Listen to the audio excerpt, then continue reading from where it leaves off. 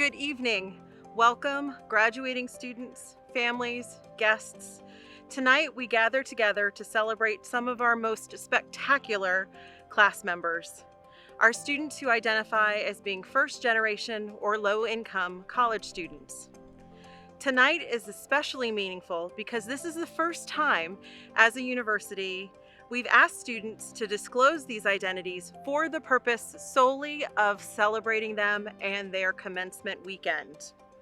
This evening is about celebrating our students, and joining us are guests from across the university community, starting with our president, President Catherine Rowe. Thank you, Lauren. Congratulations, graduates, you did it! I'm thrilled to join you for this celebration. I honor your accomplishment, your grit, your creativity. You have persevered and received an extraordinary education. This year was hard-won, and you deserve to feel especially proud for that perseverance. It is so sweet to be able to say to each other in this year of all years that we did it.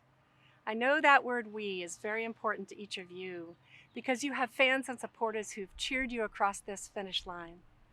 So take a moment to congratulate today those parents, families, friends, teachers, mentors, and say, "We did it" with them too. Today is a special day for an extra reason. All of you together are pioneering a new first at this 328-year-old institution. Today is William and Mary's inaugural first-gen low-income graduation ceremony. Knowing this, I want to share wisdom from another trailblazing William and Mary alumna and leader, former Team USA coach Jill Ellis. She describes two ways of competing. Most teams strive to match their peers' achievement. A few try to create separation. Creating separation is harder because you define success in new ways, but the rewards are so high. When you define success in new ways, you also have an opportunity to make it easier for those who follow to do the same. Graduates, you leave an important legacy on this campus. You have blazed paths for yourselves and for the students who will follow. The leaders in this group had a vision for building community and enlisted key campus offices as partners. Your vision was to make William & Mary more welcoming, easier to navigate, more supportive and inclusive to low-income students and those who are first in your families to graduate. So as you prepare to launch a new chapter, remember Coach Ellis's two key principles. Remember to define success in new ways, the ways that matter to you and that will stretch you. And remember to do it in a way that makes it easier for those who follow. As young alumni, you are well placed to welcome and mentor the students who will follow you. Stay engaged with William & Mary and keep thinking about how we can extend this community further. Congratulations, graduates, you did it together. Now it's my great privilege to introduce two first-gen low-income leaders for remarks, Tyler Patton and Jonathan Diaz-Ramos. Over to you. Hello, my name is Tyler Patton and I'm a senior at the College of William & Mary. I'm a current board member of FGLI specializing in programming events, and I'll be graduating in May with a degree in kinesiology and health sciences. I would like to first start by congratulating all of the first generation low-income graduates, as you will carry what you have learned as a FGLI student at William & Mary into life after college. What started out as simply participating in a research study conducted to study FGLI students at William & Mary has blossomed into an official organization that provides a sense of community and belonging to FGLI students at the college. I am extremely proud to be a part of the group that brought FGLI to William & Mary, as it will go down as one of my primary accomplishments at the college. However, I am more grateful for the friendships I have made along the way. I would like to give a special shout out to Vanessa Guzman and Jonathan Diaz-Ramos, who are our co-presidents this year, and without their hard work, we would not be discussing FGLI the way we are today. I would also like to give a shout out to Dane Pasco, who spearheaded this project 2 years ago, and without his vision and guidance, we would not have become an official organization. Finally, I would like to give a shout out to the program of STEP, who has provided us with crucial resources and energy to get like FGLI pins and stoles for graduation, and without their work, we would not be here today.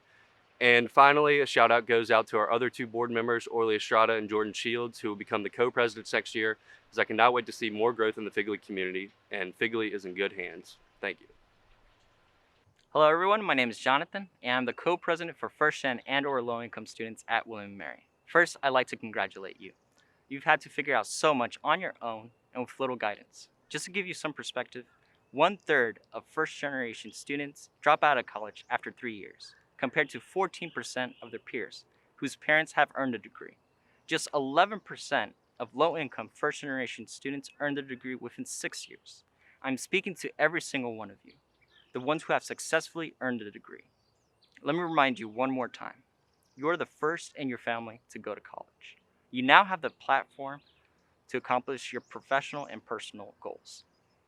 When you are the first to do something, there is no roadmap laid out for you, especially when there are not as many role models that you could relate to. But guess what? You, my friend, are now that role model for the following generation. So keep on going because someone's looking up to you. Congratulations.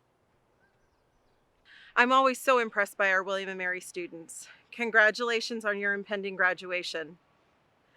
Now we turn to our faculty and staff, who have a few words of wisdom of their own to share based on their own FGLI experiences. Hi, class of 2021. I am in awe of you. Let me back up. If I can be real a second, for just a millisecond. When I was asked to do this, I legitimately thought somebody had made a mistake. When I see myself, I see someone who's not particularly accomplished. I'm not an athlete or a politician or the creator of a social media platform. I mean, my TikTok only has 4 followers. I see someone who failed their freshman year of undergrad, like had to beg not to get thrown out of school, failed. I see someone who started grad school when they were 28 years old because they were so unmotivated that it took 5 years to even drum up enough effort to go back to school. But then I took a minute and realized that just the fact that I'm here is an accomplishment. I'm not anyone special in the grand scheme of the world, but I am working and thriving at a top-tier university. It's not the fact that I stumbled in undergrad, it's the fact that I finished, and was the first one in my family to do so. I took 5 years before my grad school, but that gave me enough time to travel the world and get it together so that I finished at the top of my class. My outlook shifted. It went from, oh goodness, why me, to heck yeah, why not me? So if you are anything like me, and I don't think it's going out on a limb to say that more than a few of you probably are, don't panic, I'm totally cool. You're one to immediately fixate on the bad instead of the good. Instead, I want to challenge you to embody the why not me energy, right from the jump. Y'all just graduated university during a global pandemic.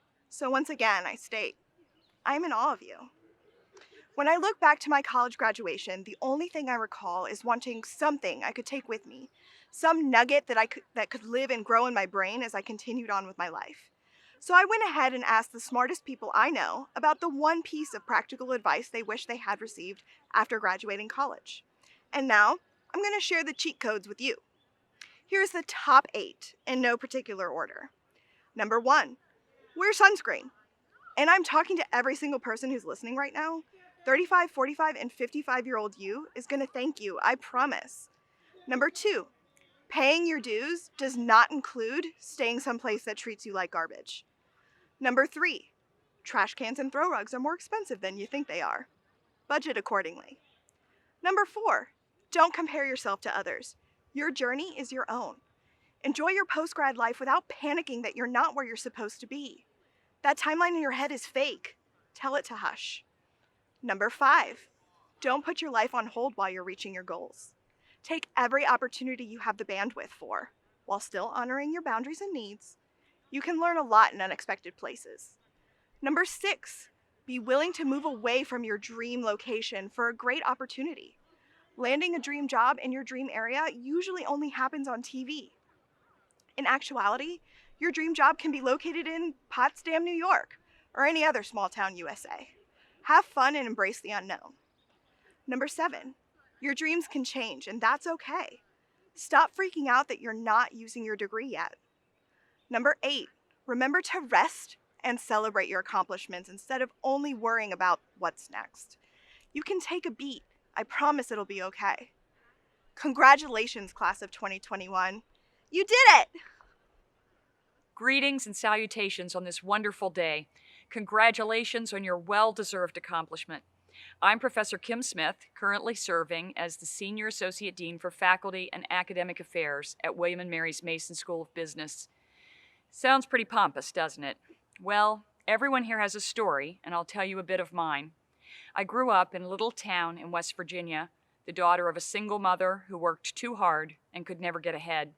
She did what I thought at the time to be a terrible thing. She sent me to Catholic school, back in the days when there were still lots of nuns who strongly believed in corporal punishment. Money was always incredibly tight, and I remember utilities being turned off and church ladies bringing food. I got in various types of trouble in high school, did not live up to my academic potential. I got married too soon. I had babies too young. Looking only at the statistics, I should never be here with you today. But there were also many gifts in my life, as I know there have been in yours. My mother told me again and again that I could be whatever I wanted. Those very scary nuns taught me to quit complaining, sit up straight, and get busy learning, since it was the only way I might turn out to be worth something someday. Beloved family members took care of my children as I worked to complete my bachelor's, master's, and PhD degrees. And Pell Grants. Thanks be for Pell Grants. You know, I only found out that FGLI was a thing this past year, and I was so excited to join William & Mary's growing efforts to support FGLI students. I was further amazed at the number of our faculty and staff who were FGLI students in their turn. People I had known for years, and we were suddenly sharing our experiences and becoming a much more close-knit team. We remembered feeling out of place sometimes. We remembered counting pennies, literally counting pennies. We remembered wondering at the ease at which others traversed the social landscape. We remembered feeling like we had a higher mountain to climb. A favorite quote from Lord of the Rings, which always gave me hope in the darker times, is this: "Even the smallest person can change the course of the future." You leave this wonderful university today ready to take on the world and change the course of the future. And you leave with a bit of an unfair advantage over many others your age, because you already know what you're made of. You don't have to wonder if you can survive difficult circumstances. You already know you can. You don't have to wonder if you can persevere over, around, or through the obstacles in your path. You already know you will. You don't have to wonder if you are able to adapt and thrive in new and unfamiliar environments. You already know you're able. And you don't have to wonder if you can work hard enough to succeed in life, because you've already shown that you can. These are incredible advantages. It will likely be years before you realize just how incredible. So, fellow FGLIs, here is my advice, for whatever it's worth. Hold your heads up, sit up straight, look people in the eye with confidence, with empathy and kindness, understanding that many others don't have your advantages. Congratulations again, and do keep in touch with your William & Mary FGLI colleagues and friends. Thank you. Hello, class of 2021. Congratulations on graduation. You are graduating from the William & Mary. You are FGLI students.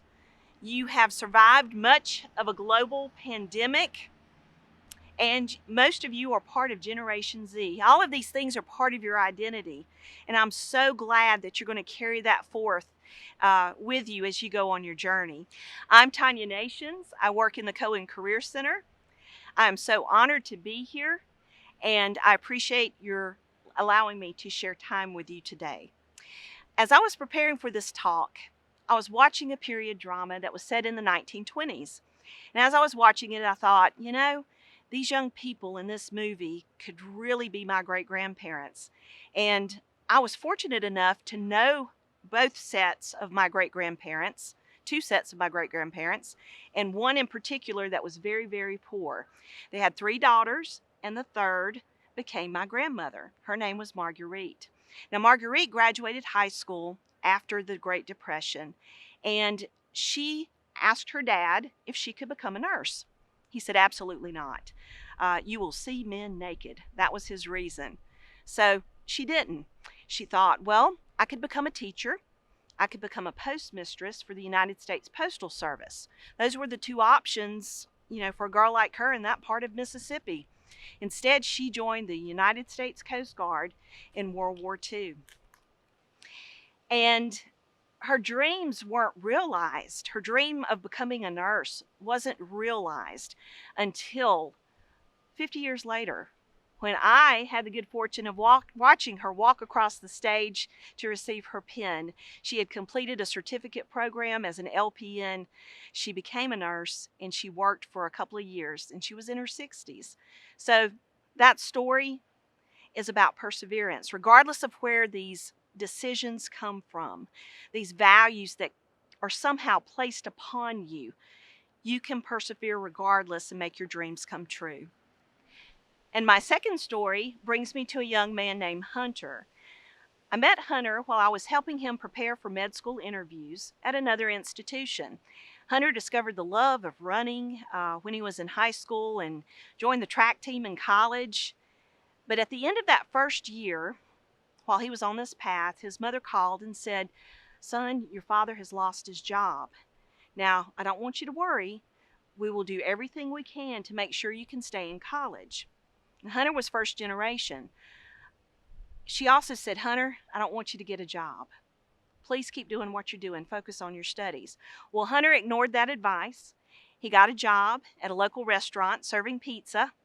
And it was good fortune for him because he had met the owner who became a mentor, an encourager of this path that he was on. Now, he had to give up track, but he didn't give up everything else.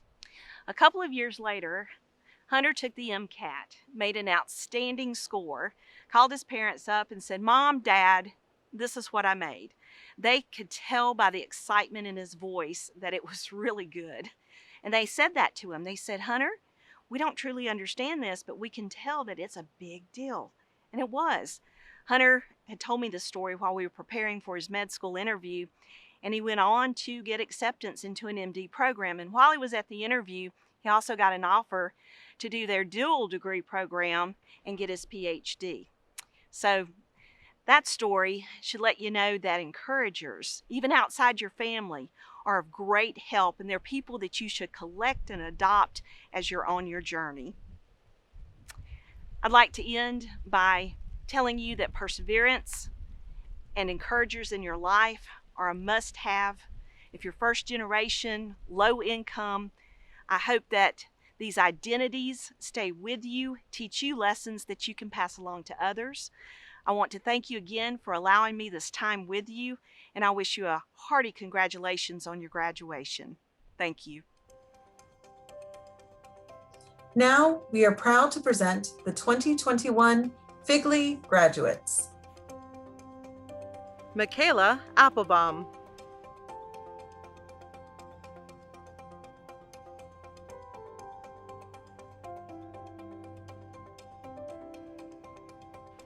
Vicky Ariola.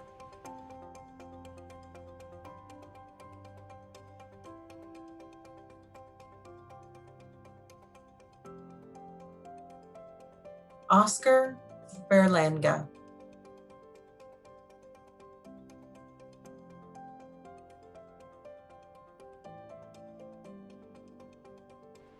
Alicia Campbell.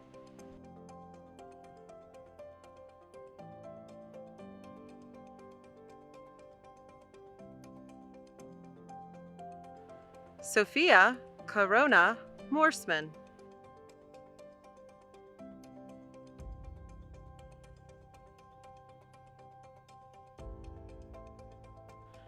Loida Sanchez Castaneda.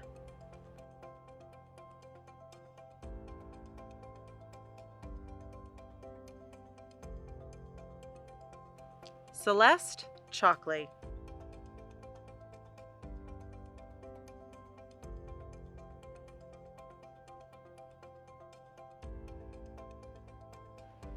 Jenny Lee DePaul.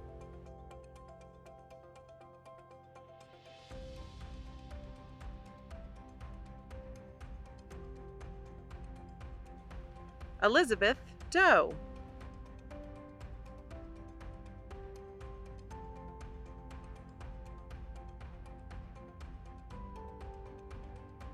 Madison Evans.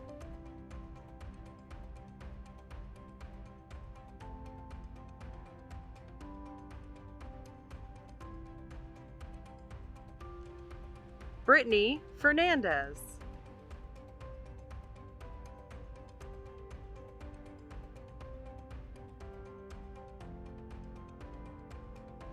Morgan Gonzalez.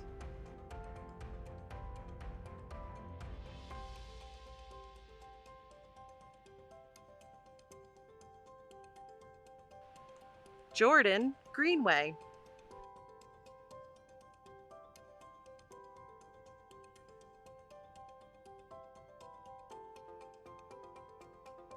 Rosemary Guardado.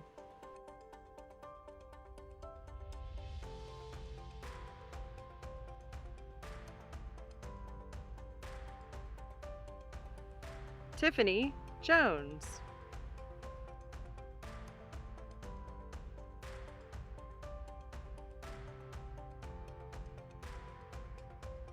Wei Chien Lim.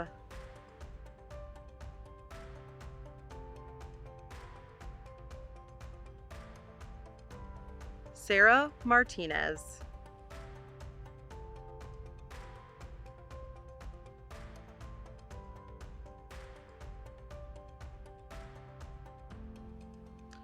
Potter McKinney.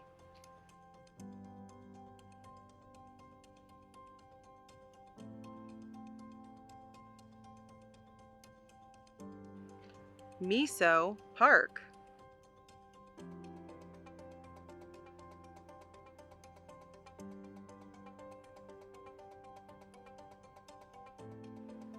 Ashley Peterson.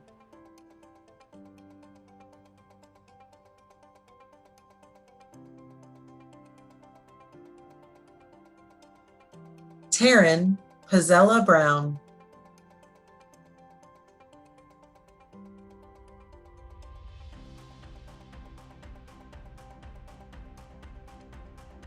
Jessica Ramirez.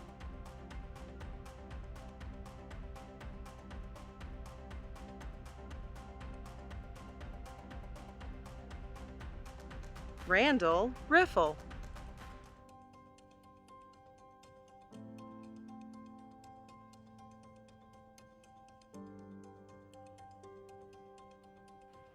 Christopher Rosales.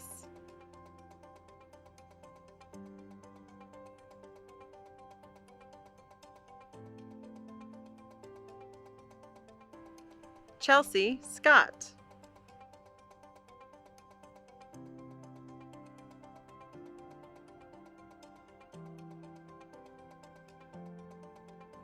Arnetria Smalls.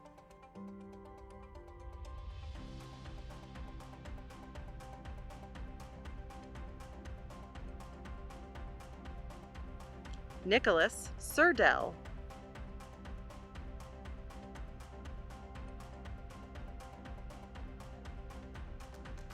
Helen Terriku.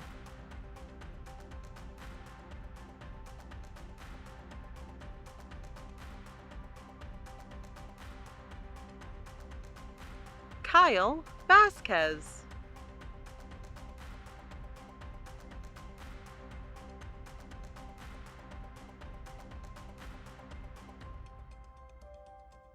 Sarwat Wasim.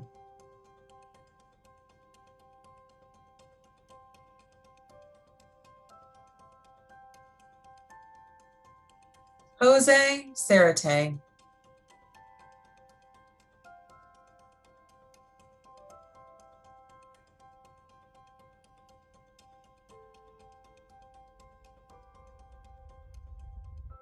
Thanks so much for joining us this evening. It has been such an honor spending this time with you to celebrate these graduates. And now, as it is William & Mary tradition, it's time to close out our event with the singing of the Alma Mater. Please join as you're able. Hark, the students' voices swelling, strong and true and clear. Alma Mater's love they're telling, ringing far and near. William and Mary, loved of old, hark upon the gale. Hear the thunder of our chorus, Alma Mater hail. God our Father, hear our voices, listen to our cry. Bless the college of our fathers, better never die. William and Mary, loved of old, hark upon the gale.